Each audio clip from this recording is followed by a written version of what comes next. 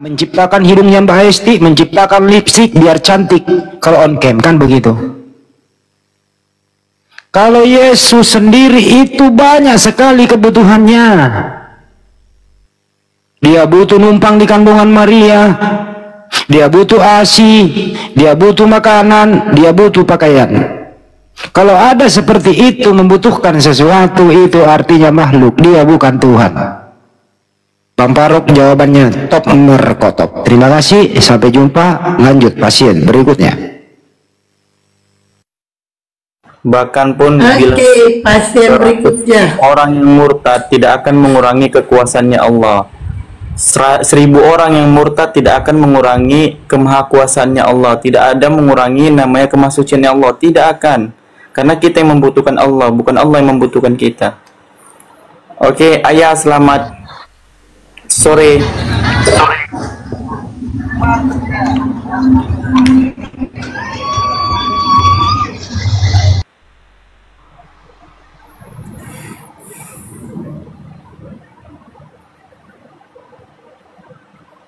Contohnya, Allah itu sendiri, dia ciptakan alam semesta ini, langit dan bumi, berikut perangkat-perangkatnya yang tidak saling bertabrakan. Itu untuk dibutuhkan oleh siapa? Matahari, bulan, oksigen, tumbuhan, semuanya, air laut, air tawar, semuanya. Itu dibutuhkan oleh Allah apa dibutuhkan oleh ciptaannya? Ciptaannya. Nah, kalau ada makhluk yang membutuhkan itu, apakah layak dikatakan Tuhan? Tidak. Ini kok jadi guru sama murid ya? Nah, kira-kira begitu analoginya, teman-teman. Jadi Tuhannya yang oten tadi, yang super gelo itu membutuhkan ciptaan Allah Subhanahu wa Ta'ala. Mestinya mereka ini berterima kasih kepada Allah Subhanahu wa Ta'ala yang telah menciptakan segala isi bumi ini yang dipergunakan oleh Tuhannya. Jadi Tuhanmu, teman-teman, Kristen utamanya yang tadi ini, membutuhkan ciptaan Tuhannya umat Islam. Jadi Tuhanmu itu tergantung, sangat ketergantungan dengan ciptaan Tuhan kami. Apakah layak masih dituhankan kalau ada Tuhan tergantung sama ciptaan?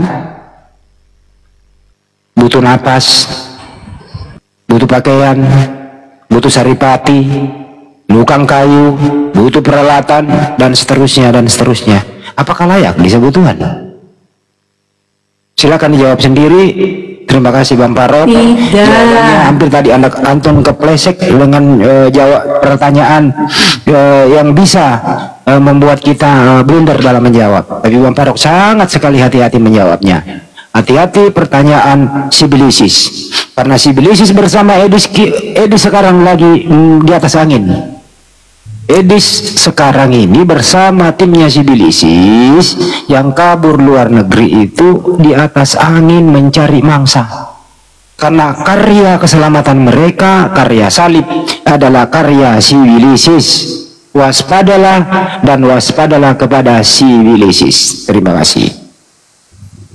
Masya Allah. Oke, kita tuh ada salah tamu. Bumi ini Islam, bumi Islam. Bukan, saya pengikut Yesus. Saya pengikut Yesus. Jangan diganggu, saya yang hadapi, biar dia pengikut Yesus katanya. Oke. Iya. Jadi Coba terangkan. Ntar dulu bro, ntar dulu santai. Di KTP itu tertulis agamamu pengikut Yesus atau agama Kristen atau agama apa di KTP? Saya Kristen, pengikut Yesus. Nah, Kristen dong ngomong dari tadi.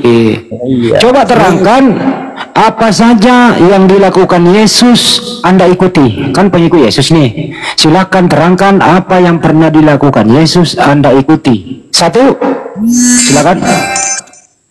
2, 3. Mungkin sudah banyak ya dijelaskan dari teman-teman Kristen. Saya ulang kembali, bahasa Indonesia. Apa saja yang Yesus pernah lakukan Anda ikuti? 1, 2, 3, 4. Silakan diisi titik-titik berikut ini. Jawab. Yang jelas saya tidak menikahi lebih dari satu dan tidak mengawini anak kecil. Saya ulang kembali bahasa Indonesia. Kalau tidak, saya gigit kupingnya baru saya injak lehernya. Pertanyaan. Apa saja yang kamu ikuti, ya apa saja yang kamu ikuti yang pernah dilakukan Yesus di muka bumi? Silakan sebutkan 1, 2, 3, 4. 4 item aja, silakan. Yang jelas saya mengikuti ajaran yang tidak mengawini anak. Tidak menjawab. Tidak menjawab. Mestinya kalau kamu memang mengikuti Yesus, pertama kamu najis masuk gereja. Karena Yesus beribadah masuk sinagog. Mestinya kamu najis pergi hari Minggu masuk gereja. Karena Yesus masuk sinagog di hari Sabat. Kamu najis sekali haram untuk jingkrak-jingkrak. Karena Yesus menyembah Tuhannya dengan cara bersujud. Kamu najis haram makan babi karena Yesus mengharamkan babi, dan seterusnya. Dan kamu juga wajib dipotong kulitmu karena Yesus juga disunat. Pengikut Yesus, tapi semua yang pernah dilakukan Yesus tidak dilakukan. Itu namanya kau pengikut Sibilisis, bukan Yesus. Setuju apa setuju? 7 kali 7, 49. Setuju, tidak setuju, tetap. Oke, lanjut lagi. Setuju. Naik. Naik yang pintar. Naik yang pintar. Yang pandai bahasa Indonesia naik. Mulai gue semangat nih. Kayaknya lagi berapi-api nih Bang Andi ya.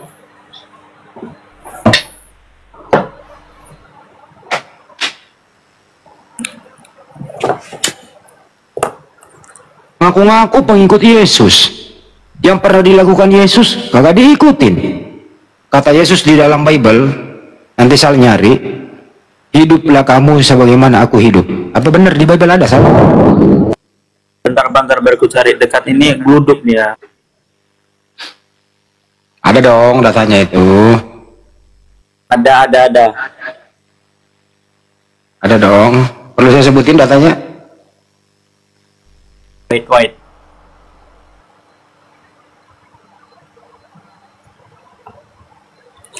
Di 1 Yohanes 2 nomor 6. Nah, Barang itu. siapa mengatakan bahwa ia adalah dalam dia, ia wajib hidup sama seperti Kristus telah hidup. Apakah Kristen yang tadi sama dengan cara hidupnya Yesus? Kagak, bro. Yesus berdoa kepada Tuhannya yang itu Bapa. Yang tadi berdoa kepada siapa? Kepada Yesus. Tidak beda. Yesus itu masuk ibadahnya di sinagog. Yang tadi ibadahnya di mana? Jingkrak-jingkrak di gereja. Sama atau beda? Beda 100%. Yesus berhari Sabat. Yang tadi berhari apa? Minggu. Yesus itu ibadahnya sujud dan berdoa. Yang tadi cara ibadahnya gimana? Jingkrak-jingkrak. Katanya sama dengan Yesus. Artinya kau anti Yesus. Kamu bersekongkol dengan Edis TV yang mengidolakan Sibilisis sebagai karya salib. Begitu kira-kira. Ini kita sapa tamunya Bang Andi ya. Bang Vivi RA, selamat sore. Halo, assalamualaikum. Oh, waalaikumsalam. Ada yang mau disampaikan abangku? Sekedar ingin monitor, saya sudah lama cuma mau masuk, ya belum dapat mungkin signal. Alhamdulillah, lanjut terus bang perjuangannya. Allahu Akbar. Allahu Akbar. Siapa nih? Ini di bawah nih. Pak Christian naik Bang Christian naik di sini. Dia bilang gini, Pak Handi ini tidak punya kasih dalam memberi ruang tanya jawab. saya sangat tidak bijaksana. Bang, tadi saya bahasa Indonesia 4 kali saya beri ruang dia. Saya pakai bahasa Indonesia. Dia mengaku pengikut Yesus. Saya pakai bahasa Indonesia. Sebutkan ajaran atau yang pernah Yesus lakukan, Anda lakukan sekarang. Saya kasih ruang 4 kali, Bang, saya kasih ruang. Coba Anda wakilkan di sini, Bang. Pak Christian, silakan naik. Karena inilah yang kita tahan-tahan di dunia. Inilah yang kita tahan-tahan di dunia. Penyepong edis Bang Andi. Pak Christian, silakan naik. Jambak dia, jambak. Saya Aku pengen. nggak moderator. Nggak bisa lihat, nggak bisa. Silakan Pak Christian, silakan naik. Dari segi mananya saya nggak bijak. Tadi 4 kali session saya kasih dia. Saya pakai bahasa Indonesia dengan baik, berdasarkan argumentasi awalnya pengikut Yesus. Ya, kalau kami jelas, kami mengikuti ajaran Nabi Muhammad SAW. Pertama, Nabi Muhammad sholat, kami sholat. Nabi Muhammad puasa, kami puasa. Nabi Muhammad hitan, kami hitan. Nabi Muhammad sholat menghadap Ka'bah, kiblat sama. Sholat Jumat kami, puasa. Itu Anda pengikut Yesus. Yesus ke kanan, lu ke kiri, gimana pengikut? Terus terang aja, pengikut Edis TV yang mengatakan karya salib adalah karya iblis. Tuh, itu lu ikutin tuh si Edis tuh. Silakan sumbang dia biar dia bisa makan dan tidur nyenyak atas pelariannya ke luar negeri. Tuh baru bener tuh.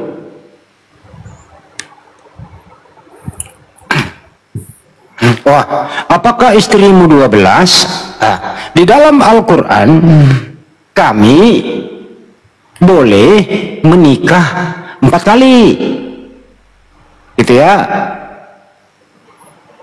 Tapi kalau kamu nggak sanggup adil, cukup 1 saja. Para nabi itu istrinya melebihi dari 4 karena Al-Quran aturannya itu belum turun. Setelah Al-Quran turun, Nabi memerintahkan semua umat Islam termasuk sahabat yang istrinya melebihi dari 4, silahkan diceraikan, sisakan 4. Jadi belajar lagi ya. Semua di Islam ada jawabannya. Persoalannya kalian pengikut Yesus, tapi cara Yesus hidup Anda tidak lakukan. Yesus masuk sinagog, apa yang dilakukan sebelum masuk sinagog?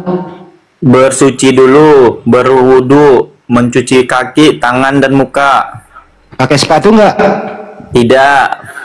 Mereka masuk gereja pakai sepatu nggak? Wow, dari kamar mandi langsung masuk.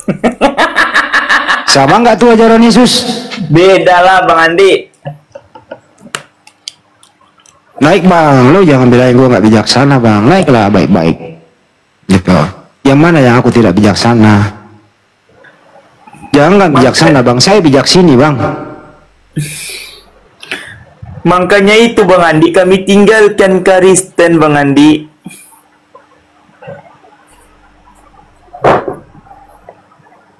Lu tahu nggak sekarang masih perdebatan sengit antar mereka, kubu Bom sama kubu Kudis. Kubu Bom didukung oleh beberapa pendeta, Esra Soru, MYM, Romo, dan semuanya mendukung Bom bahwa itu karya Bapa di surga. Tapi Kudis didukung oleh Elia, Sopkatul, Kiamat. Jadi terjadi 2 kubu di sini teman-teman. Ada yang mengatakan penyaliban karya Bapa, ada yang mengatakan penyaliban karya iblis. Yang manakah yang benar sesuai data? Menurut data yang dibawa oleh Kudis TV, Yohanes 8:44, ya benar itu. Iblislah yang menjadi bapamu. Nah, gitu kira-kira teman-teman.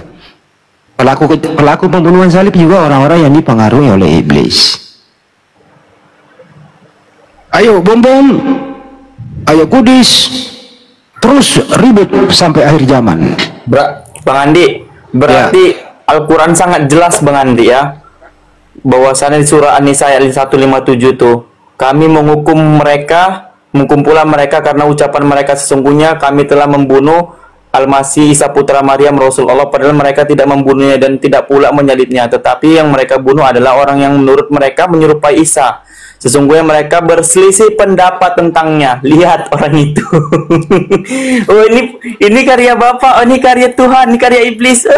Terselisih mereka kan? Berselisih paham mereka.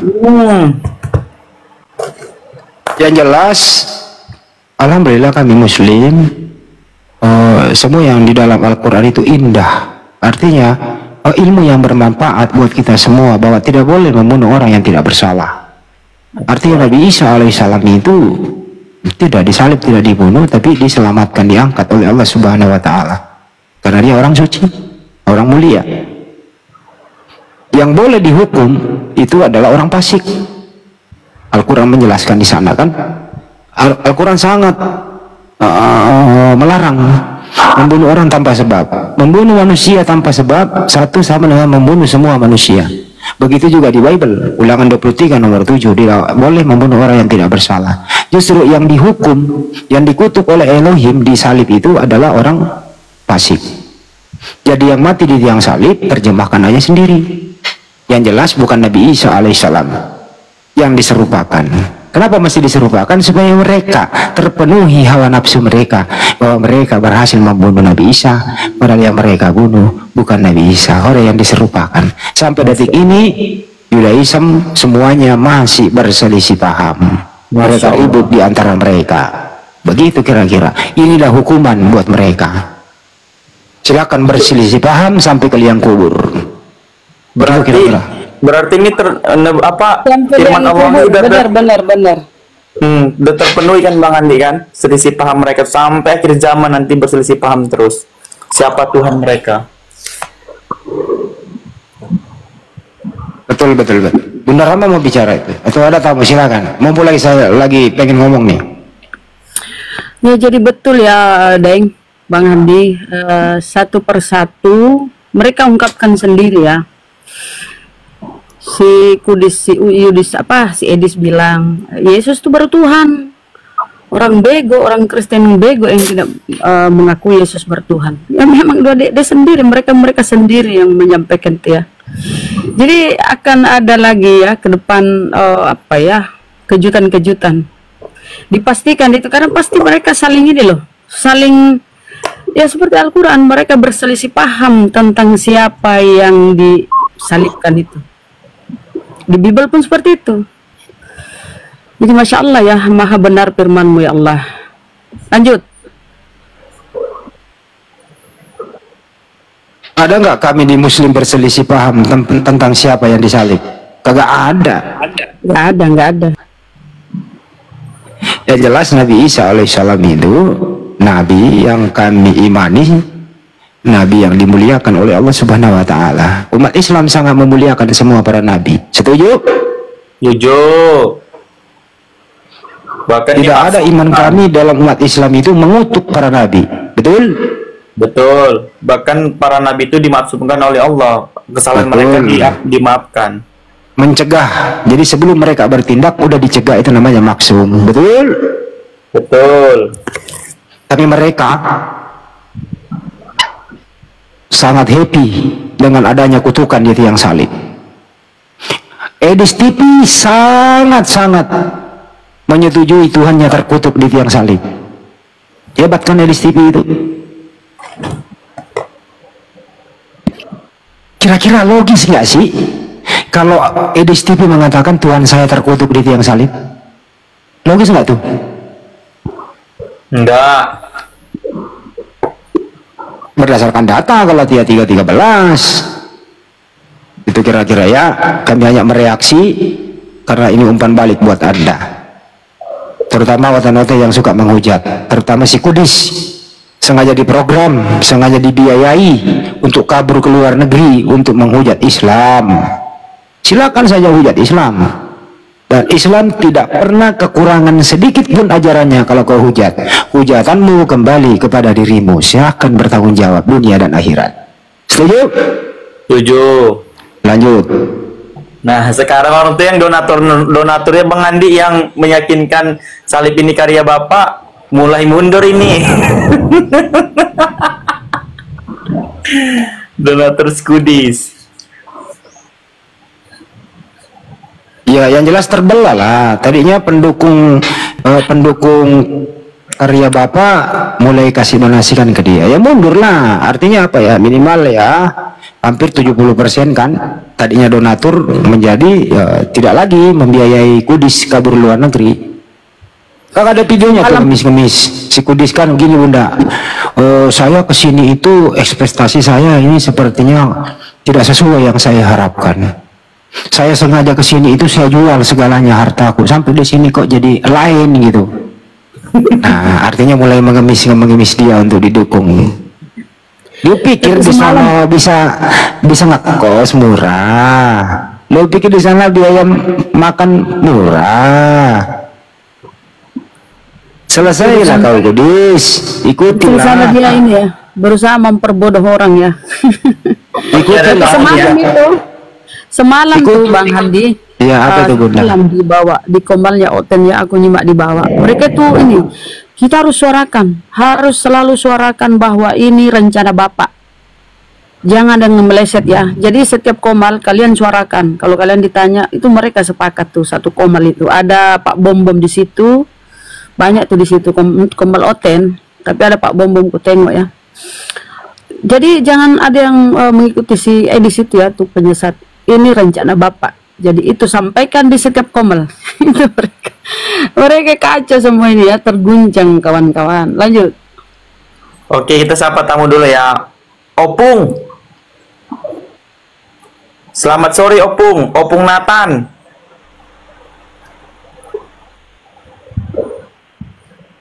Opung Nathan. Agak ya mang. Sahali. Duali. Tolwali. Buangkan saudaraku.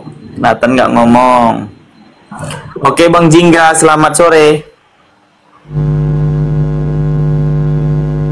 Bang Jingga, selamat sore.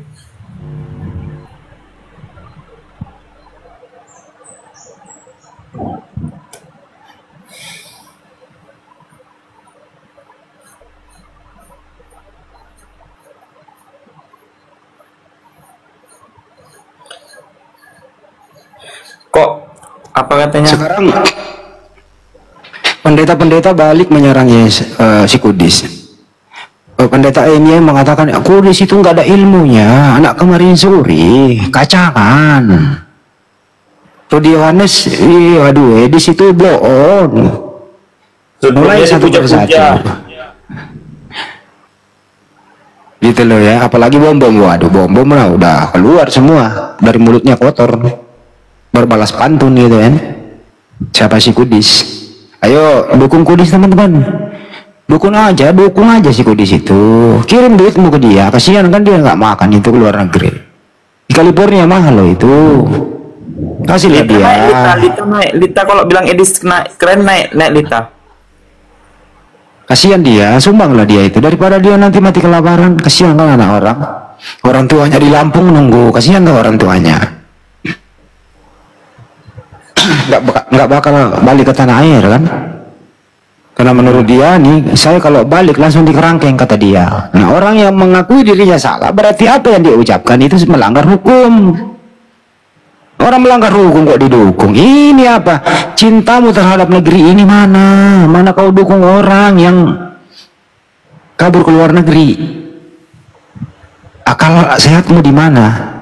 Orang yang kabur ke luar negeri menista agama kau dukung. Cintamu terhadap negeri ini mana kenegarawan kamu bro? Lihat jejak si Saifuddin Ibrahim itu yang sang DPO Mabes Polri. Coba apa yang terjadi sekarang di sana? Udah kurus kering, gigi palsu ya, istri kabur, YouTube-nya diambil, penghasilannya semua diambil, ya Sarah Ayu ngambil semuanya. Apa yang terjadi di sana? Hidup sudah tua, tidak punya pendamping, sakit nggak ada yang ngurus, donasi berkurang, Inilah hukuman kepada penghujat. Terhukum di dunia ini itu. Si Kudus memang mungkin masih sekarang masih jam terbangnya oke lah ya. Tapi suatu saat. Tapi buktinya sekarang teman-teman udah berkurang kan? Udah berkurang. Udah pendukung bom beberapa pendeta nggak mungkin dong bantu dia. Nggak mungkin.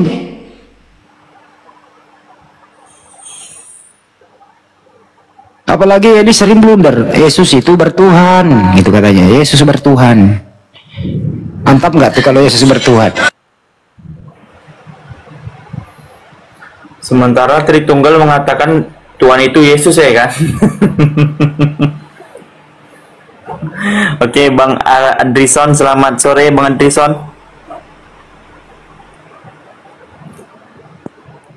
Bang Andrison.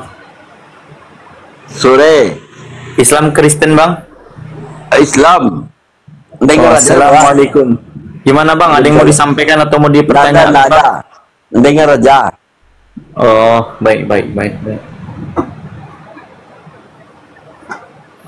Dengar-dengar Bang Andi ya, bahwasannya nanti aturan di Amerika semenjak Donald Trump katanya itu diubah lagi Bang, tentang orang-orang yang bukan asli penduduk Amerika katanya. Orang-orang yang pendatang itu akan diubah lagi aturannya katanya ya. Dengar-dengar berita dari saudara yang di Amerika. Saya sih gini loh Bang, mau aturan apapun biarkanlah si Kudus di sana terus, nggak apa-apa dia di sana gitu loh. Kalau orang tuanya sakit kan nggak bisa pulang menengok dia, kan udah hukuman itu, menjauhkan dia dari keluarga. Emang enak jauh dari keluarga? Itu udah hukuman itu. Seakrab-akrabnya gitu ya, pendukung kamu itu tidak mungkin Edis kalau kau sakit dia datang merawat kamu. Kagak mungkin. Mereka hanya memberikan ya yang kau butuhkan sesaat. Tidak mungkin ya dia menjadi teman sejati. Buktinya lah contoh si Kaci. Setelah dia masuk penjara, teman sejatinya pada kemana? Buktinya si Udin, istrinya saja sebagai teman sejatinya meninggalkan dia. Teruslah kau berkreasi Kudus TV di luar negeri menghujat Islam. Islam tidak akan pernah terpengaruh, dan tidak ada satupun orang murtad gara-gara si Edis TV ada yang berisik. Gabling, saudara.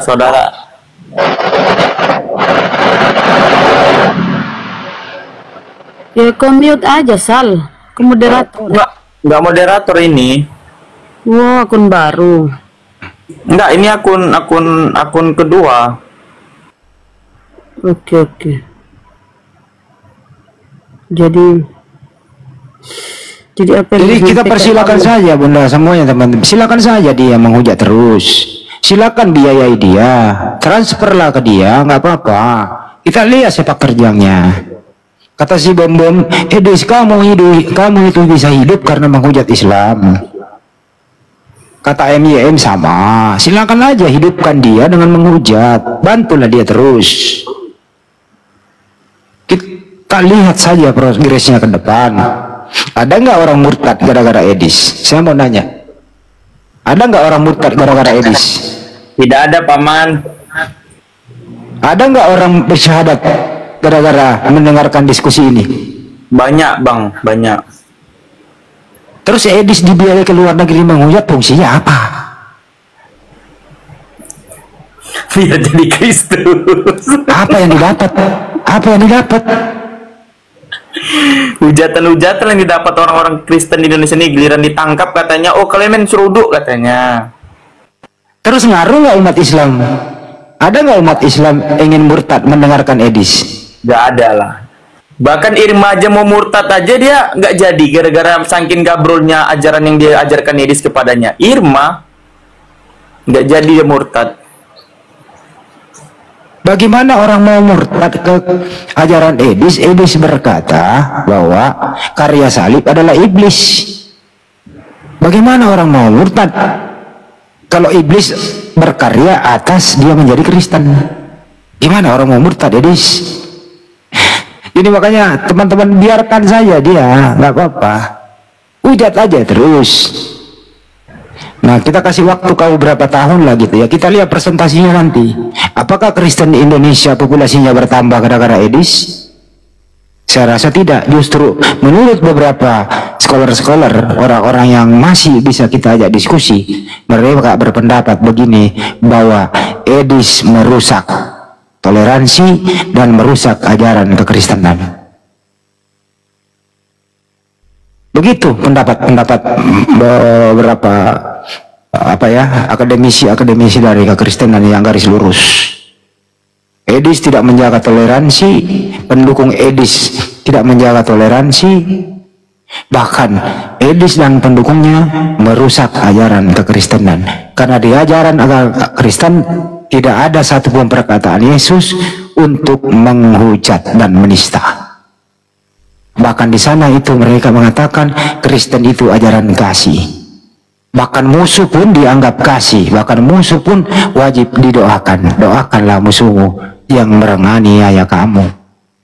Jadi Edis sebenarnya ini pelanggarannya sangat-sangat banyak, terutama di perintah-perintah di dalam Bible-nya sendiri. Untuk itu saya imbau teruskan saja. Lu pikir umat Islam Indonesia panik dengan adanya si Kudis yang si Raja Sibilisis ini? Lu pikir kami panik kalau si Kudis ini mendukung Sibilisis? Kagak. Gak ada yang panik. Teman-teman muslim, saya mau tanya, di sini mau di YouTube, dengan gaya Edis begitu, kalian sebagai umat Islam panik atau tidak? Tidak, Paman. Tentu tidak dong. Malah ketawa. Gitu. Kira-kira gitu ya teman-teman ya. Jadi nggak usah khawatir si Kudis mau terus di luar negeri menghujat, no problem, tenang aja, biarkan saja. Bukan kami yang rugi, bukan umat Islam yang rugi, dia sendiri yang rugi. Buktinya apa? Dengan sepak terjang si Kudis, sekarang Kristen terbelah. Betul apa betul? Betul, Paman. Oke, lanjutkan.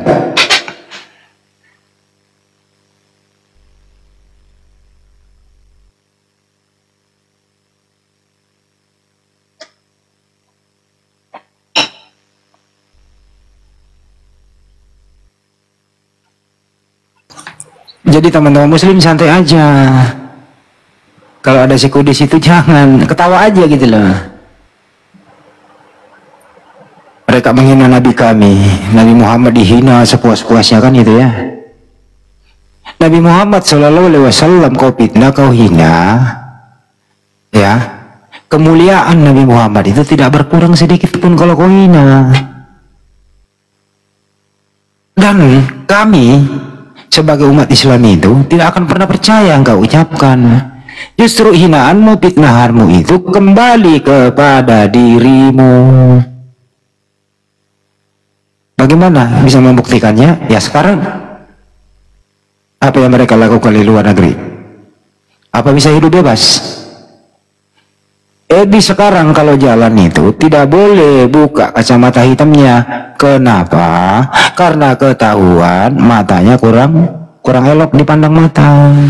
Satu ke kiri, satu ke kanan. Nggak tahu dia lirik siapa. Kedua, kalau dia di tempat umum, dia selalu parno. Kenapa parno? Dia sudah mengakui dirinya salah dalam melangkah. Artinya parnonya adalah, apakah di belakang saya ada umat Islam yang mengenal saya? Apakah di sebelah kiri saya ada yang mengenal saya? Apa hidup demikian nyaman, teman-teman? Jangan nyaman, merasa ketakutan, selalu ada yang menghantuinya. Gitu teman-teman ya. Jadi jangan panik, biarkan saja dia menista sepuas-puasnya. Dan kita lihat ke depannya, apakah populasi Kristen bertambah atau berkurang? Menurut pengamatan saya, dengan adanya yang beginian, semakin banjir mualaf. Insya Allah nanti 25 Desember mendatang kita memperingati lagi apa teman-teman 25 Desember? Mbak Esti? Hari pernikahanku. Bukan. Sedunia, hari mualaf sedunia. Oke, Masya Allah. Jadi kalian itu kalau 25 Desember dulu kan masih mengingat Anda ke Natalan. Jadi untuk menghibur kalian para mualaf, ya kita angkat derajat antum semua hari mualaf sedunia. Lebih mendekatkan diri kepada Allah Subhanahu wa taala. Itu. Terus Edis ngapain? Coba Edis kalau 25 Desember ngapain? Paling ngunjungin sana minta makan, ngunjungin sini minta makan, mabok-mabokan. Terus masuk komal pujat.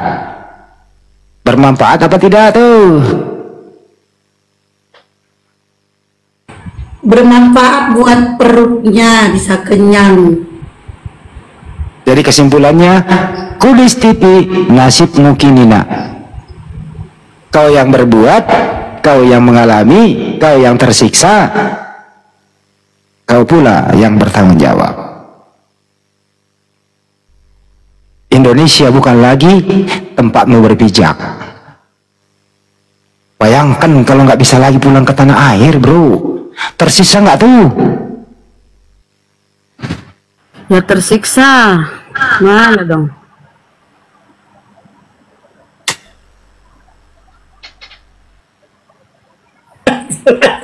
Cair, bro. Nah, sama cair. Bunda aja kah? Bener, cair bro. Diberkatilah kau pakai gas. Diberkatilah istrimu, diberkatilah anak, betul-betul datang. Kuping udah gak birkat, haleluya. Yang kayak gitulah. Pemberkatan, bahkan pemberkatan.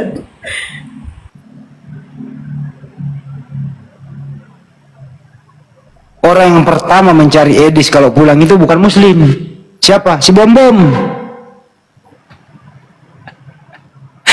Yang pertama mencari Edis kalau pulang itu si Bom-Bom, bukan kami. Esra Soru langsung angkat tangan dia, ambil kolam bom, gak peduli lagi aku, kata Esra Soru. Jadi bukan muslim sekarang musuhnya, tapi Kristen juga menjadi musuhnya. Edis, nasib mungkin nah.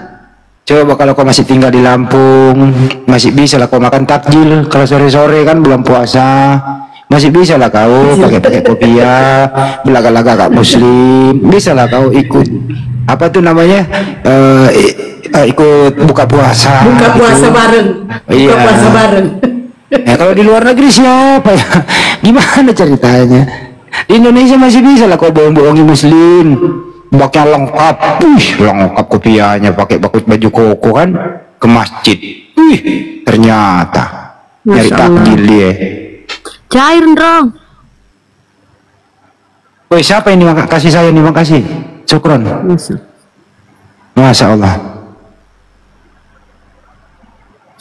Jadi dia itu keluar kenapa ya? Gini ya teman-teman ya, aku pernah dengar si Apet ya, si Oten tuh yang sering pakai kacamata itu yang agak-agak gemuk itu. Dia bilang gini, aku nih juga mau ke luar negeri, aku mau mengikuti jejak Edis, aku mau ke Sopi Bekatul.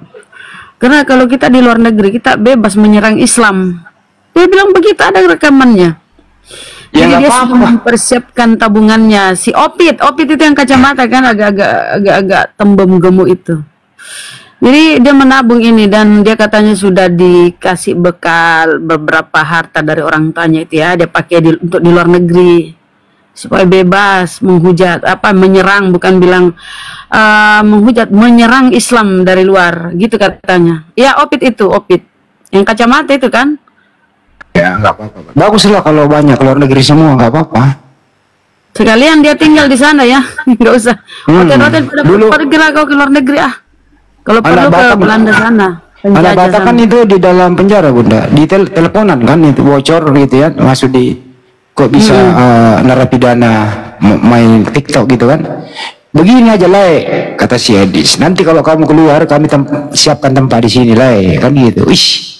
Makanya narapidana disuruh kabur ke luar negeri. Pengecut kan, mereka kan pengecut. Mereka, Bang Haji Indra, mereka kan pengecut, ya. Beraninya. Bang Haji di YouTube, Bang Haji di YouTube. Nggak ada penonton di YouTube, Bang Haji. Mansur Kadir, Masya Allah, Tabarakallah. Ada lagi di bawah ini, Oten suruh ke Israel ngapain gitu loh. Nggak dapat tempat di sana, mau diludahin.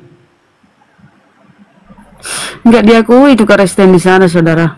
Oke gas, punya Tuhan dua, jangan digas. Janganlah. Nanti kau terproses, nggak boleh lah kayak gitu. Sekarang kurang-kurangin monolog itu, es. Kenapa? Haji, Barakallah, jazakallah khairan kotsiran, Masya Allah. Terima kasih. Agak beda ya Bang Andi ya kan. Makasih Pak Haji. Kalau Edis boleh kita hajar, nggak apa-apa. Nah, kalau Saya maunya tuh Edis kan misalnya kamu itu menista saya, Andi, ya kau baliklah ke Indonesia, laporkan saya, Edis. Berkah sehat selalu. Ini kan delik aduan, kau yang harus aduin gua gitu, Edis. Kamu nggak bisa diwakili orang, ini delik aduan, Edis. Siapa tadi? Abang apa tadi? Makasih ya Bang Indra. Bang Haji. Bang Haji Indra, thank you Abang Da. Kemarin kan dia pulang dia. Bang Haji Indra itu kemarin tuh ketemu dengan saya bawa ke hotel. Bunda Rama tidur, gue bangun di Bunda Rama gitu. Iya, aku Alhamdulillah. Pas Bunda Rama bangun dikasih kok sebab uang. Wih, berapa duit itu Bunda isinya itu amplop? Emang Bunda Rama rezekinya ini anak soleh ini. Soleha, kok soleh? Hah? Oh iya ya, perempuan ya, tambahin dikit ya. Yoi. Tambahin dikit lah kalau gue kurang. Ya Apa Allah, sih beliau kayak yang kasih itu, Masya Allah. Kau makan mie di Makassar jangan gaya ke pemilik Indonesia. Apa sih dia bilang ini? Kau makan mie di Makassar jangan gaya ke pemilik Indonesia. Apa sih ini bahasamu? Jerox.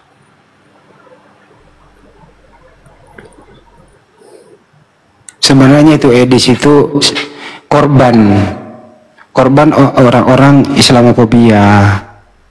Banyak orang ini benci terhadap Islam, tapi Ya dia Allah. takut dia berbicara, jadi dia main di belakang layar. Nah, Edis terpengaruh, dijanjikan surga Amerika kan gitu ya, surga California kan gitu. Tenang Edis, di sini enak gitu loh.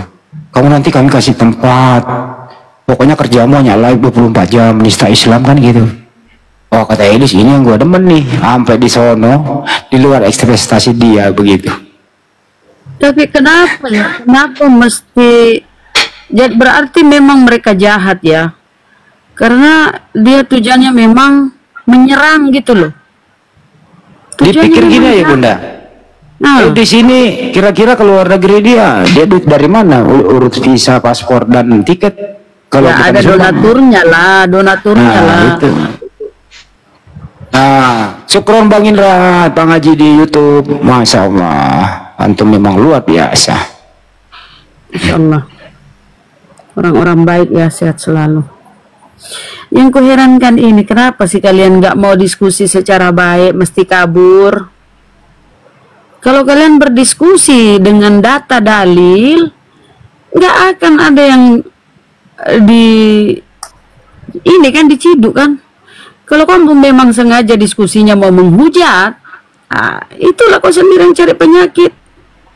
Kayak si anak katak itu kan, dia menghujat. Kalau seandainya dia open cam terus dia diskusi baik-baik, nggak akan terjadi seperti itu. Banyak kok oten-oten tuh buka kamera diskusi baik-baik, nggak menghujat, mereka aman. Kalau kau buka kamera menghujat lagi, nggak menghujat pun, kalau nggak buka kamera pun, kalau kau menghujat pasti kita simpan rekamannya, suatu waktu kau akan dapat. Itu loh aku bilang, mereka Kita sampai dulu ya Bun. menista. Lanjut silakan. Kanda Rahayus. Andi. Bisa ketemu ya. Kejap deh. Kanda Handi. Lah pencet kayaknya. Kanda. Ya. Aku baru dapat kabar katanya Pak Winston sekarang sudah terima edis untuk film John Wick Chapter 5. Pak siapa? Pak Winston pemilik hotel itu. Oh, baguslah kalau diberikan dia surga dunia. Biar tambah kencang hujatannya. Ya, jadi Keanu Reeves nggak bisa lagi memerankan film John Wick.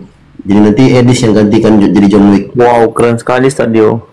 Ya, di chapter 5 nanti teman-teman, chapter 5. Jadi tanggal 31 September nih mereka tanda tangan kontrak. Jadi pemilik hotel Continental Hotel itu Pak Winston sudah menerima Edis jadi pemeran pengganti Keanu Reeves jadi pemeran John Wick chapter 5. Jadi tenang aja teman-teman ya. Jadi Edis nggak menghujat lagi, nanti dia main di film John Wick. Tapi apakah Pak Winston itu paham kalau yang dia dukung itu adalah anak buahnya iblis? Karena mereka sekutu iblis, Kanda. Oh iya, sesama iblis ya. Sorry. Baru anak paham itu. Teman-teman jangan lupa ya, besok tanggal 31 September itu tanda tangan kontrak Edis sama Pak Winston pemilik hotel Continental menggantikan Keanu Reeves untuk menjadi pemeran John Wick ya, John Wick chapter 5. Anjay.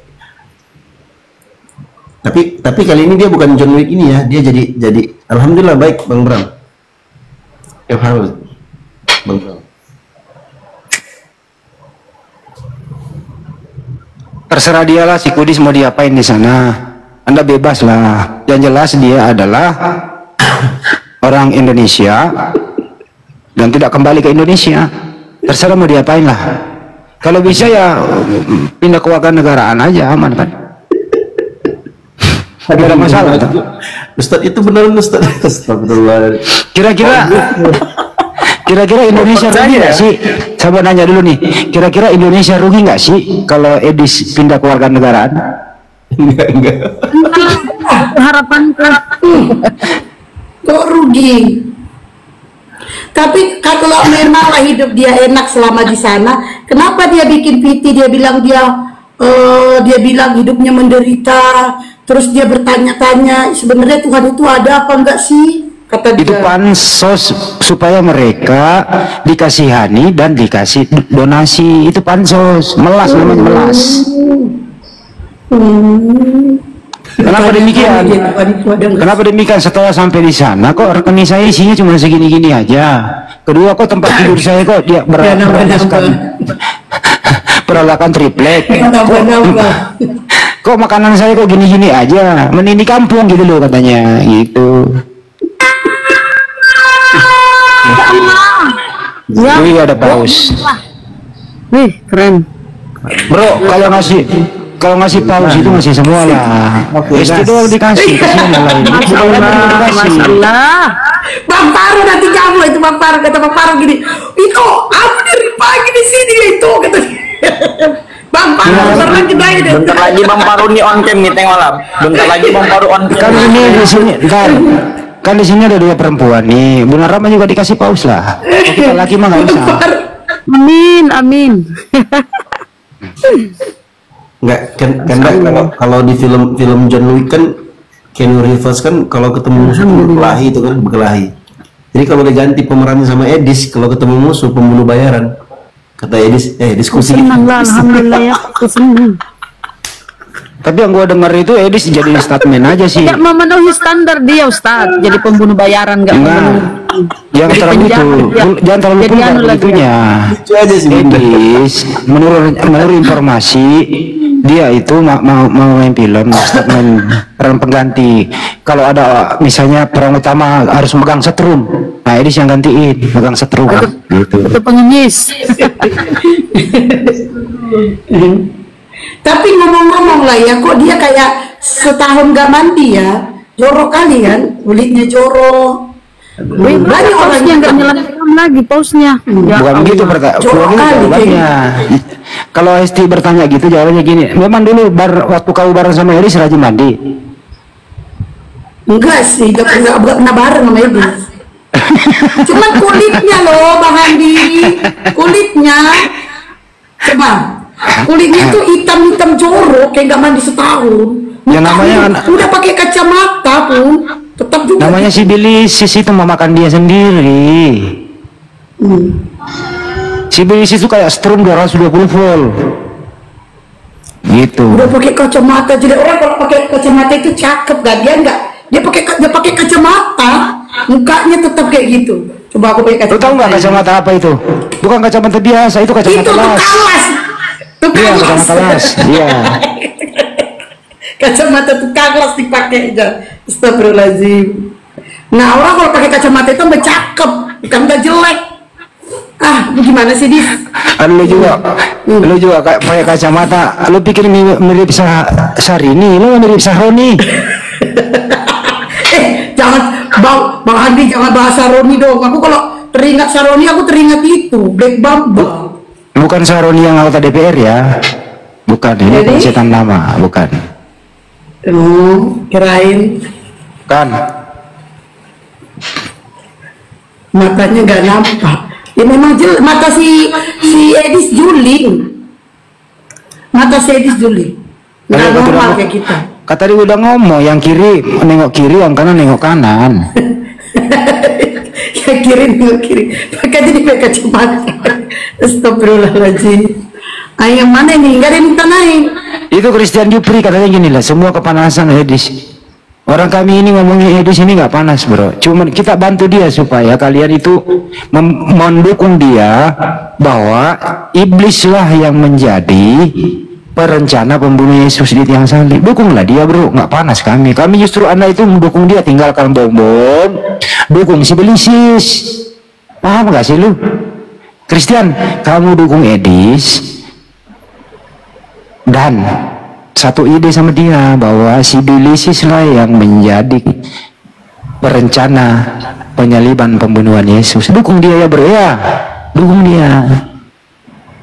dia, jangan dukung bom-bom. Kalau bom-bom bapak di surga, kalau Edis si Bilisis, nah dukung dia ya. Kami nggak panas, justru kami ingin di sini anda dukung si Kudis gitu bro.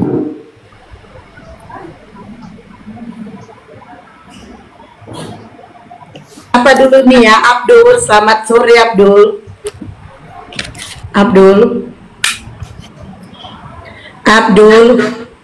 Tuh ada yang dukung Edis tuh. Ada yang dukunglah terus bro, dukung Edis. Dukung Edis, teriak-teriak nanti kalau kau masuk gereja hari Minggu. Pak Pendeta, saya pendukung Edis.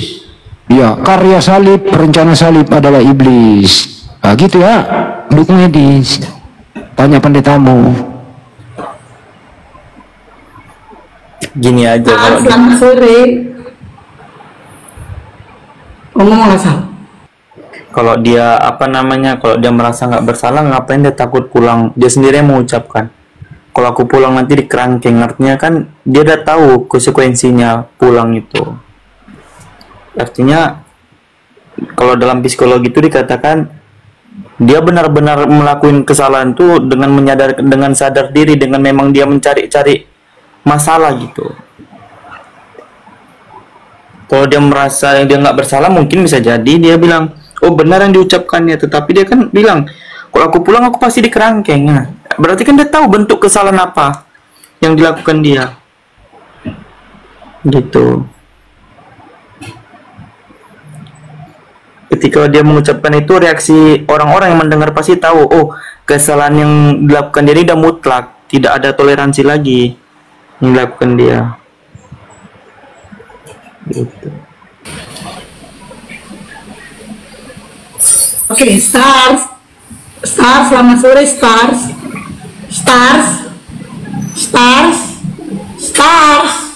Oke, PDT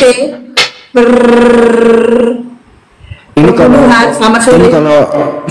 Muslim pakai ini, saya anjurkan ganti nama. Kalau anda Muslim bro, yang pakai PDT perpuluhan. Kalau anda Muslim segera ganti, itu nggak bagus ya. Pakai nama biasa aja, turunkan dia lah. Muslim nggak boleh gaya begitu. Nggak boleh gaya begitu. Jangan ikuti gaya mereka. Kayak kemarin ke beberapa hari yang lalu lah ya di komennya Bang Dalbo. Narasinya itu apa ya, sangat hambanya seperti makhluknya. Impossible. Itu sebuah blasphemy, penghinaan itu. Dan juga memang nggak akan sampai derajat yang datang terus pamit minta kencing ini. Meskipun dia bikin berbagai macam mukjizat atau apa. Apatah lagi kita tahu bahwasanya Nabi yang melakukan itu berkata dia melakukan ini karena dia diberikan kuasa. Dan dia dijadikan perantara dari Sang Pencipta. Ini kan kalimat-kalimat di Bible. Kata Petrus di hadapan jemaatnya dan murid-muridnya yang lain, bahwa Yesus ini adalah segala mukjizat-mukjizat yang diberikan kepadanya adalah bentuk perantara karena dia sebagai perantara Tuhan. Clear sebenarnya tuh, kasusnya langsung clear. Ya sudah, berarti dia hanya sekedar perantara saja. Dia manusia biasa, dia diberikan kuasa, diberikan kemampuan dari sang Tuhannya. Kalau di bahasa Quran, biiznillah, dengan izin Allah. Di titik ini kita kemudian bisa percaya, itu akal bisa menerima. Dia tidak bisa apa-apa, tapi karena diberikan sesuatu dari yang maha kuasa, maka dia bisa berbuat sesuatu. La haula wa la quwwa illa billah. Tidak ada kekuatan dan tidak ada daya kecuali dari Allah Subhanahu wa taala. Makanya Nabi Musa bisa membelah lautan, bukan Nabi Musanya yang kuat, Tuhannya yang kuat. Isa bisa membangkitkan orang mati misalnya, bukan karena dia bisa membangkitkan orang mati, tapi Tuhannya yang kuat. Makanya dia pun ketika mati dia tidak bisa bangkit sendiri kan, dibangkitkan juga dengan Tuhannya. Logik, bisa diterima akal itu.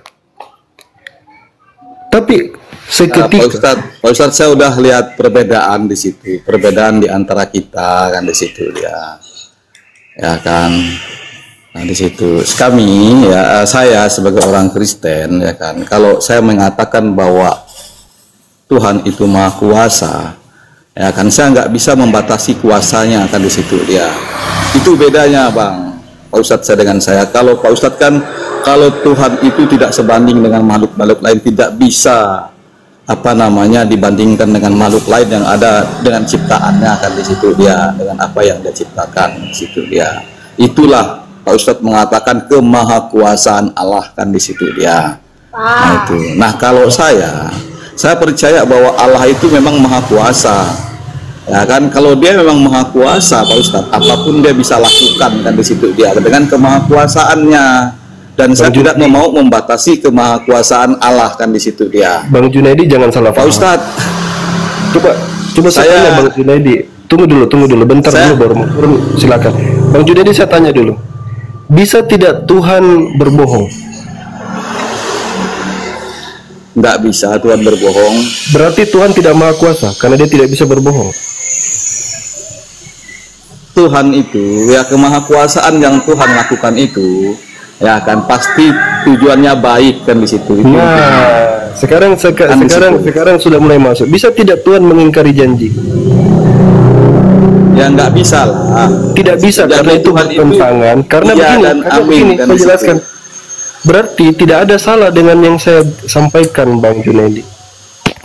Kita berbicara tentang kodrat Tuhan, kodratnya dia itu mestilah dia maha kuasa, mestilah dia baik. Seketika kita datang dengan ide bahwa ada sifat-sifat buruk padanya, gugurlah sifat ketuhanannya. Jangan mengatakan, loh kalau begitu karena dia tidak punya sifat yang buruk berarti dia tidak maha kuasa. Itu konsep pemahaman yang salah. Tuhan bisa tidak menjadi lemah? Tuhan bisa tidak dia lemah, diolok-olok, disiksa, dihinakan, seketika dia menjadi bukan Tuhan. Makanya apa kata penjelasan pendeta-pendeta untuk mengakali akal yang diperkaos ini, akal yang dipersekusi ini. Secara logik, bagaimana bisa Tuhan diperlakukan seperti itu? Mereka bilang apa? Oh, Tuhan kami merendahkan dirinya. Coba. Doktrin baru masuk lagi tuh, doktrin baru. Tuhan merendahkan diri. Dia akhirnya mau dihinakan gitu. Kita bahas lagi Pak Ustadz. Anak saya ini udah mengajak-ngajak keluar. Oke. Ya, terima kasih Pak Ustadz Alwan. Ya, silakan. Selamat sore. Selamat sore.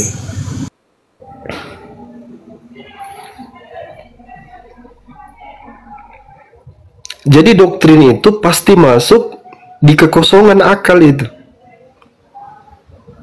Itu yang kita tangkap itu. Pasti doktrinnya masuk di kekosongan akal itu. Ini gimana nih? Kalau dia Tuhan, Yesus ini Tuhan, tapi kan ada sisi-sisi manusianya.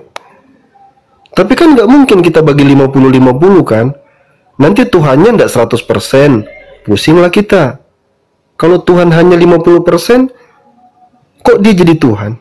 Nah, terus Yesusnya gimana nih? Masa Tuhannya 50% juga? Masa dia manusianya 50%? Maka masuklah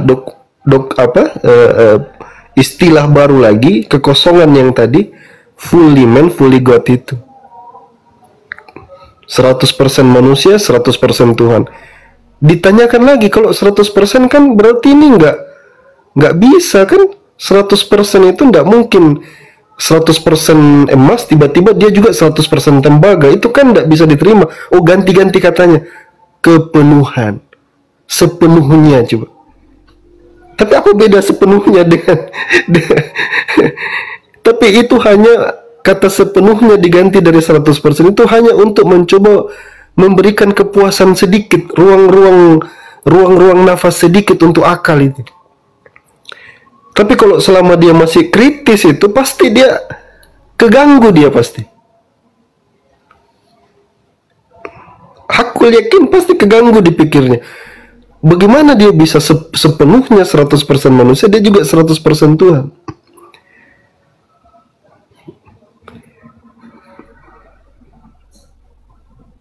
Jadi itu yang terjadi. Makanya kenapa saya suarakan ini kawan-kawan, karena itu yang terbesit betul-betulan di pikiran saya gitu. Ketidakpuasan. Kalau kita akan bertanya-tanya, kenapa ya Allah? Tapi alhamdulillah di dalam Islam ini semua itu kayak sejalan gitu, itu make sense. Tapi yang di seberang ini, di pandangan saya, loh kok mereka bisa ya bertahan padahal mereka itu di dunia nyata itu ada pengacara, ada doktor, ada guru, dosen. Tapi giliran sudah masuk ke sini itu betul-betul dipinggirkan semua itu. Tidak habis pikir bagaimana cara mereka mendamaikan hati dan pikiran mereka. Di satu sisi mereka harus mengimani itu, di sisi yang lain akal mereka, ini nih yang pertanyaan saya nih, ada nggak di akal mereka berkecamuk gitu? Itu yang kan dulu ada cerita itu, anak-anak kan ditanya, anak-anak kecil itu kan, yang Yesus itu, ini Yesus Tuhan, iya, terus dia punya Tuhan. Sesimpel itu tuh anak kecil itu udah bisa nangkap. Dulu juga waktu saya nonton TV, jadi ada ceritanya tuh di TV Mesir, dia orang Arab, dia terangkan tentang Trinitas di depan anak-anak. Hanya mulai bingung semua anak-anaknya. Bingung semua itu.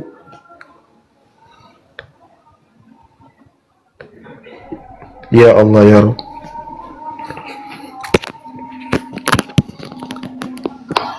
Jadi pada diam-diam baik ini. Harus sering istighfar. Menahan amarah. Iya ya. Astagfirullahaladzim. Nggak usah dada gitu kan. Tapi setidaknya kita sudah berusaha kan? Setidaknya sudah berusaha meluruskan pemikiran kan? Siapa tahu hidayah itu melekat masuk ke hatinya kan? Makanya kalau orang lahir dalam keadaan Islam itu ya dia bersyukur gitu, dia tidak dapati kerumitan ini. Iya betul.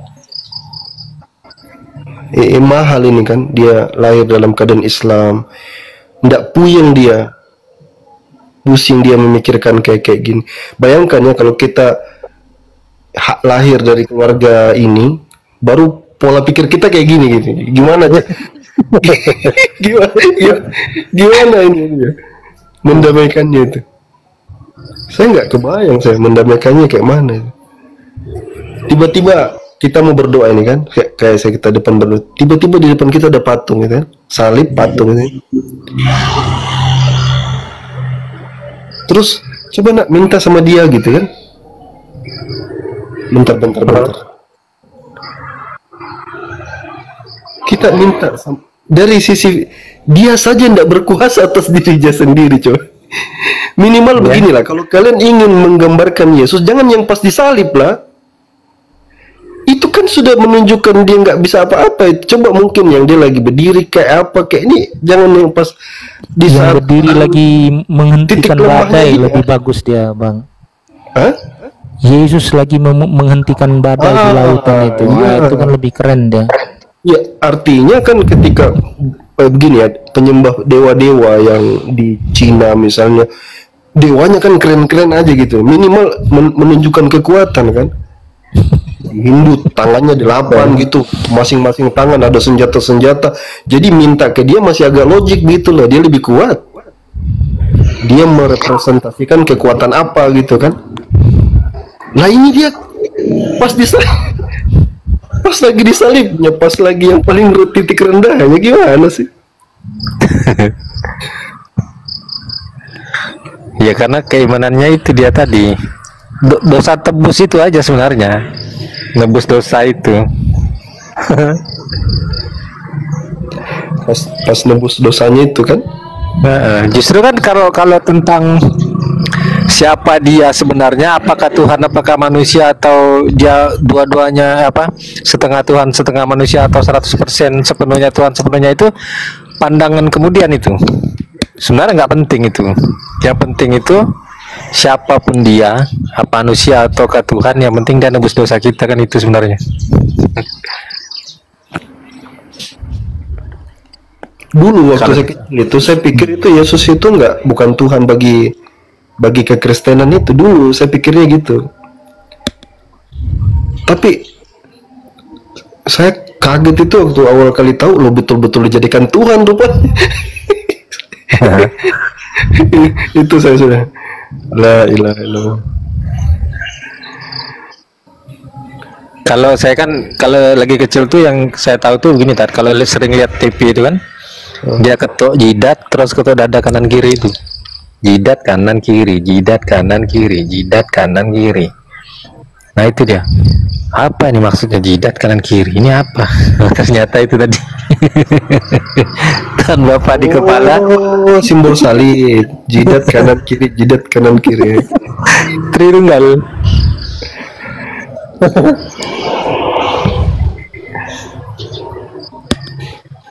Jidat kanan kiri, jidat kanan kiri. Iya, tapi kalau dulu ya waktu aku masih SD, kalau sempat, aku pikirnya Kristen itu nyembahnya 3, Bapa, Yesus, sama Malaikat Jibril. Kalau Kudus. Oh, 3 begitu. Iya dulu waktu aku masih kecil, kelas 4 SD.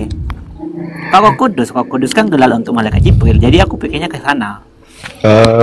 Iya ya, Roh Kudus kan Malaikat Jibril, ya benar. Ya paling tidak, kalau ini memang doktrin itu yang buat mereka itu jadi seperti itu. Makanya itu menurut saya ya, orang Kristen itu akan jadi Kristen kalau dia tidak kritis. Iya. Dia misalnya saya jadi Kristen ini, bagaimana supaya saya bisa taat jadi Kristen? Saya sibukkan diri saya dengan duniawi. Jadi pengacara ini beda dengan kita kan, kita justru malah semakin mendalami, semakin bertafakur begitu, bertadabbur, bertafakur. Sehingga kayak ada semacam dua kutub begitu kan, kayak kutub utara, kutub selatan. Mereka tuh kayak melihat kita tuh kayak fanatik agama gitu. Islam itu, orang-orang Islam itu di pandangan orang-orang Kristen, kita tuh seperti fanatik agama. Karena di posisi mereka mau fanatik gimana? Semakin mendalam semakin puyeng kan? Betul. Karena memang tujuan atau apa ya, tujuan dari indoktrinasi itu ya, doktrin. Yang pertama kan memang ya tujuannya adalah menyebarkan ideologi lah ya, atau paham tertentu lah. Bisa jadi dulu kan di dunia politik misalnya kan, atau kayak di Cina gitu kan, ideologi apa yang mau ditanamkan, komunis nih. Nah, di sana liberal atau apa gitu kan. Nah, ada doktrin-doktrin yang harus diyakini oleh warga negaranya. Nah, itu haruslah diterima secara utuh dan memang harus tanpa pertanyaan atau analisis yang kritis gitu kan, yang kritis gitu loh. Memang itu tujuan doktrin. Nah, di dalam agama ya memang seperti itu. Cuman begini, pandangan umum semua agama tuh punya doktrin, termasuk Islam katanya. Nah, ini perlu kita kaji nih Tat, sebenarnya kan. Kalau di Kristen kan kita udah paham lah ya tentang karya penebusan, itulah doktrin paling utamanya, bahwa dosa ditebus sehingga hidup bebas kan, gitu tujuannya. Tujuan mereka ini kan duniawi, hidup bebas, takut mati sehingga dosa ditebus. Nah, inilah kemudian berkembanglah dari doktrin ini, ideologi ini berkembang sampailah kemudian menyebabkan perbedaan. Nah, kalau dalam Islam, apakah ada pandangan bahwa Islam itu punya doktrin yang memang tidak boleh dikritisi secara itu, tidak boleh dikritisi secara detail gitu? Nah, contohnya tauhid gitu, apakah itu merupakan doktrin atau itu sebuah hal yang memang bisa diperdebatkan atau diperbincangkan atau dibahas secara teliti? Fadl. Dari sisi anjuran-anjuran Allah di Al-Quran saja itu kita jelas paham bahwasanya agama ini untuk orang yang berpikir, untuk orang yang memikirkan secara mendalam, bukan hanya dipuaskan harus akal, tapi nuraninya juga. Makanya kan kayak coba lihat hukum-hukum kita itu kan, ada pengecualian gitu. Innallaha yuridu lakumul yusra wala yuridu lakumul usra. Kalau kita sholat nggak bisa berdiri, bisa duduk dalam kondisi itu apa itu? Kalau kita jadikan itu sebagai apa itu? Mungkin orang menganggapnya rukhsah, tapi menurut saya itu namanya kontekstual itu. La yukallifullahu nafsan illa wus'aha. Bahkan aturan-aturannya dibuat sebisa mungkin untuk disesuaikan. Kalau di luar itu, di kekristenan misalnya kan, itu pendapat pribadi yang akhirnya masuk kan. Saya ambil contoh misalnya, ketika misalnya ada orang sudah menikah lalu dia bercerai, sudah disatukan Tuhan, maka dia tidak bisa lagi bercerai kan. Kekristenan itu terbagi-bagi dalam hal itu. Misalnya, oh kalau dia misalnya berzina boleh, tapi sebagian menganggap tidak boleh meskipun berzina, tidak boleh bercerai. Harus menderita saja, pikul salib, dapati suaminya selingkuh misalnya di hotel dengan ininya, ya sudah terima saja.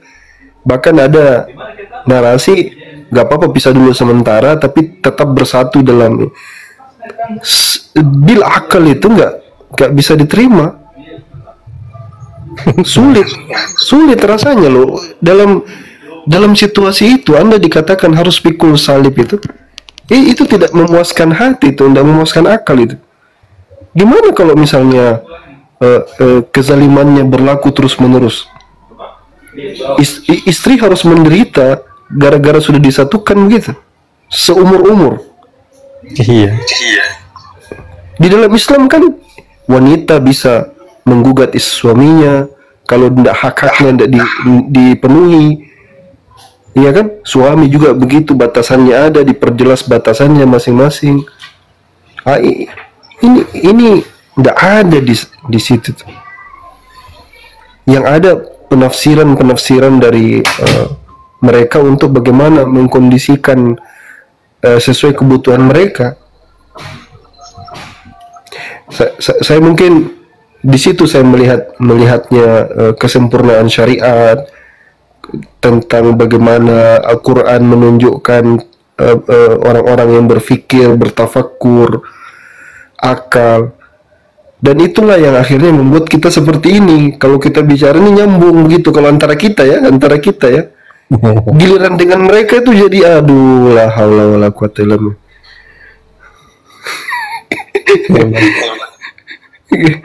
Standarisasi kehidupan mereka itu simpang siur gitu. Iya. Contohnya tadi lah dalam hubungan itu ya, hubungan antara wanita dan laki-laki gitu kan. Kalau mereka memilih menikah, mereka nggak boleh dipisahkan. Nah, kalau salah satunya berzina, mereka harus berdosa, gitu kan. Ya udahlah, pokoknya menikah itu pilihan terakhir dah, gitu kan. Yang penting puasin aja dulu. Nah, kalau telanjur nanti hamil, misalnya kan, masih punya dua pilihan. Kalau perempuannya mau gugurin ya gugurin. Kalau enggak, sayang, ya udahlah menikah, gitu kan. Itu yang terjadi di dunia barat, gitu kan. Mereka Di sini juga gitu. Ya sama ya sebenarnya sih. Iya, udah mulai mereka coba dulu lah ceritanya kan. Iya. Ya makanya pacaran, nah mereka tanpa ikatan gitu kan. Yang penting memenuhi kebutuhan biologis segala macam. Nah, kalau memang udah terlanjur cinta, ya udahlah nikah gitu kan. Maksudnya dipersatukanlah dalam rumah tangga. Ya, tapi mereka dengan catatan mengambil resiko yang tinggi. Mereka nggak boleh bercerai, terima apa adanya. Kalau salah satunya mungkin nanti cedera atau memang nggak bisa lagi memenuhi kebutuhan, nggak boleh ditinggalin. Bagi perempuan tersiksa gitu. Kalaupun lakinya nanti tiba-tiba malas kerja, nggak bertanggung jawab, udah nggak terima, harus terima. Memang berat. Ingat yang kita bahas tentang bohong itu kan. Bohong harus bisa dalam keadaan, tidak boleh dalam kondisi apapun. Yang lucunya itu dijadikan ejekan ke Islam gitu. Berbohong bisa dalam 3 hal. Padahal itu kan pengecualian. Dalam beberapa tertentu hukum asalnya tidak boleh, ya kan? Tetapi di posisi-posisi tertentu baru boleh. Itu kan dikenal dalam hukum-hukum negara, dalam hukum pemerintahan. Ada pengecualian untuk hukum-hukum secara general. Makanya saya yakin ya, siapapun yang berdebat bahwa Islam ini, itu dia sudah belum berdebat saja, dia sudah dapat, kayak dia di atas, dia naik kuda, yang dia lawan ini sudah di bawah, sisa tendang saja. Karena posisi kita sudah unggul sebenarnya itu. Tapi mereka kan nggak paham kok tentang keunggulan itu, Tat. Mereka tuh nggak paham. Wallahu alam. Praktis sudah unggul karena Anda pakai saja logika-logika sederhana, harusnya sudah kena kan, sudah pakai contoh yang ada di lapangan dah. Makanya mana pernah ada itu kekristenan itu dijadikan sebagai kiblat atau penggambaran daripada peradaban. Nggak kena semua, nggak bisa masuk semua. Tapi saya mau izin sholat dulu, dilanjut kawan-kawan ini, nanti bernarasinya kepanjangan. Silakan Bang Abi, Bang FDS, Eca, semua, Bang Kucang. Ya, udah masuk maghrib sana ya? Belum maghrib di sana ya? Ini belum. Masuk sebentar lagi nih. Iya, saya siap-siap dulu. Ya, lanjut. Saya juga mau sholat maghrib. Mana Bang Alwan? Aduh. Bang Sabir di mana? Enggak, saya tetap di sini, saya sholat aja. Sulawesi Bang Sabir, Selatan. di mana di Sulawesi Selatan? Magos. Dekat dengan Bang Kucang itu. Ya, dia kan jauh di Bagu. Saya di kota, Iya. Saya sholat dulu, kita sholat dulu ya. Lanjut yang lain.